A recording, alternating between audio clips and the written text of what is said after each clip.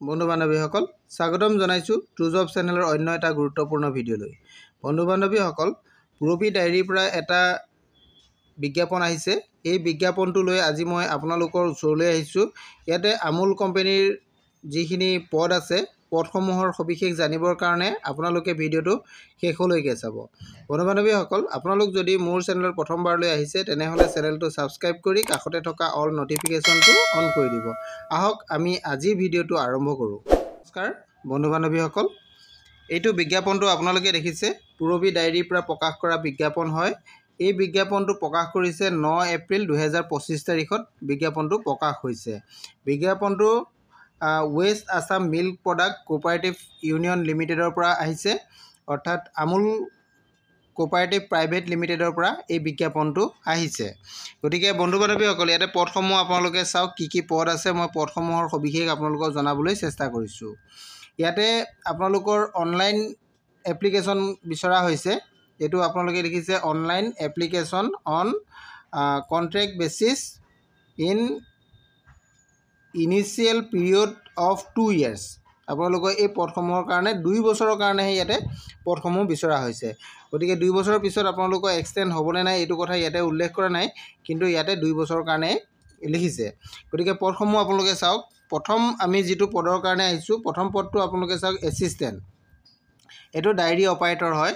ইয়াৰ কাৰণে আপোনালোকৰ কোৱালিফিকেশ্যনটো আপোনালোকে চাব পাৰিব। Minimum ITI pass in electrical ট্ৰেডৰ বা ফিটাৰ ট্ৰেড বা ইলেক্ট্ৰনিক মেকানিকেল হওক, আপোনালোকৰ যদি ITI আছে তেতিয়াহ'লে আপোনালোকে এই পদৰ কাৰণে আবেদন কৰিব পাৰিব। 2 নম্বৰতে যিটো পদ আছে এছিষ্টেণ্ট 4, এইটো ডায়েৰীৰ কাৰণে। ইয়াতে 3 yearsৰ full time diploma in mechanical engineering বা ইলেক্ট্ৰিকেল ইঞ্জিনিয়াৰিং বা ইলেক্ট্ৰনিক ইঞ্জিনিয়াৰিং বা 2 years in Indian dairy diploma যদি আছে তেতিয়াও আপোনালোকে এই পদৰ কাৰণে এপ্লাই কৰিব পাৰিব। নেক্সট আপোনালোকৰ 3 নম্বৰ যিটো পদ আছে এক্সিকিউটিভ, অৰ্থাৎ এইটো ফিড এণ্ড ফুডাৰৰ কাৰণে যিটো পদ আছে, এই পদটোৰ কাৰণে ফুল টাইম আপোনালোকৰ BSc এগ্ৰিকালচাৰ হ'ব লাগিব, আৰু বা আপোনালোকৰ MSc এগ্ৰিকালচাৰ যদি হয় তেতিয়াও কৰিব পাৰিব, বা BVSc যদি হয় বা MVSc যদি হয়, অৰ্থাৎ বেচেলৰ অফ ভেটেনাৰী ছায়েন্স বা মাষ্টাৰ ডিগ্ৰী অফ ভেটেনাৰী ছায়েন্সত যদি আপোনালোকৰ আছে তেতিয়াহ'লে আপোনালোকে এই পদৰ কাৰণে আবেদন কৰিব পাৰিব। নেক্সট আপোনালোকৰ 4 নম্বৰ যিটো পদ আছে, 4 নম্বৰ পদটো আপোনালোকে চাওক এছিষ্টেণ্ট ফাইনেন্স এণ্ড একাউণ্টছ।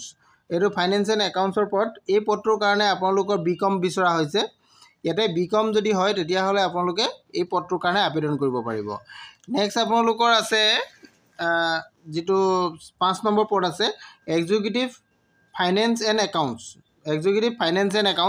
এইটোৰ কাৰণে আপোনালোকৰ ফুল টাইম BSc হ'ব লাগিব উইথ আপোনালোকৰ CA পাছ কৰিব, চাৰ্টাৰ্ড একাউণ্ট হ'ব লাগিব, তেতিয়া আপোনালোকে এই পদটোৰ কাৰণে আবেদন কৰিব পাৰিব।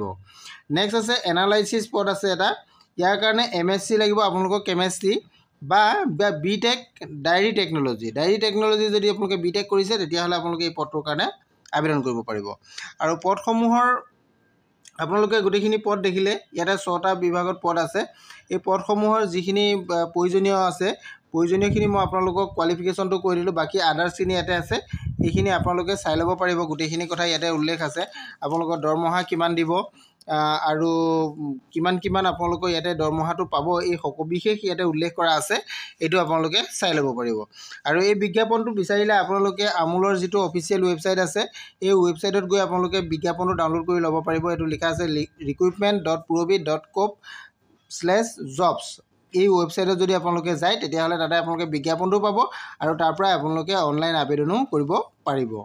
এইখিনি আপোনালোকৰ বিজ্ঞাপনটো জনালোঁ। ইয়াৰ লাষ্ট ডেটটো আপোনালোকক মই জনাই থৈছোঁ। লাষ্ট ডেটটো 30 এপ্ৰিল আছে, 30 এপ্ৰিল 2025। গতিকে 30 এপ্ৰিলৰ আগতে আপোনালোকে আবেদন কৰিব লাগিব অনলাইন এপ্লিকেশ্যন আপোনালোকে 30 এপ্ৰিলৰ আগতে ফিল আপ কৰিব লাগিব।